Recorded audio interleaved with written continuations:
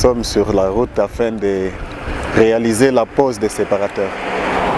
Comme vous le constatez, on a recommencé au niveau des Tigo. Maintenant, nous sommes en train de progresser. La première partie concerne, je crois, 5000 séparateurs. Donc, on va jusqu'au niveau du péage. Voilà. Ce sont des travaux 100% financés par la province du Lualaba, et donc c'est le gouvernement provincial. C'est beaucoup plus important parce que cette route, c'est une route nationale d'intérêt beaucoup plus communautaire. Il y a une grande fluidité de transport. Beaucoup de gens font usage de cette route. Et grâce aux séparateurs, on va réduire d'abord les accidents, mais également les problèmes d'embouteillage. Quand vous constatez ce qui se passe à partir du rond-point Mwangeji jusqu'au niveau de l'entrée aéroport, c'est souvent un axe à problème à cause d'embouteillage. Le matin, midi et le soir.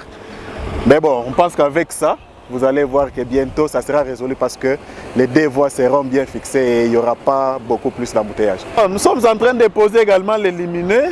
C'est très important dès qu'il fait soir, c'est que ces lumineux vont commencer à indiquer au chauffeur qu'il y a quelque chose ici. Attention, n'approchez pas au risque de connaître un accident. Et donc encore c'est un guide, c'est quelque chose qui leur sert de guide pour qu'ils ne s'approchent pas afin de risquer leur véhicule.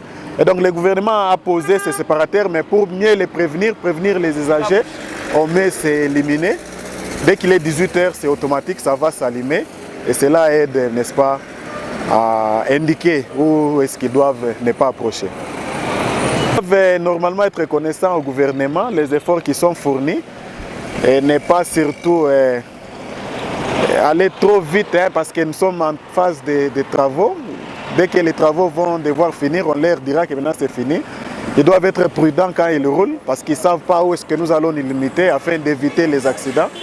C'est exactement ça l'objectif, éviter les accidents, donc réduire sensiblement les accidents, mais aussi permettre une bonne fluidité sans beaucoup d'embouteillage.